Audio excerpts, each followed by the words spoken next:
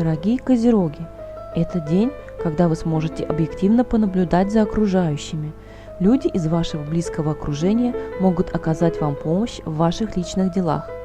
Вы сможете заняться вашим хобби, которым вы долгое время пренебрегали. 5 июня, четверг. День Юпитера. Луна, продвигающаяся по знаку Девы, привлекает внимание к темам, связанным с работой, служением и здоровьем. В утренние часы оппозиция Луны и Нептуна может повысить чувствительность и интуицию, однако мы можем слишком углубиться в мечты и потерять связь с реальностью.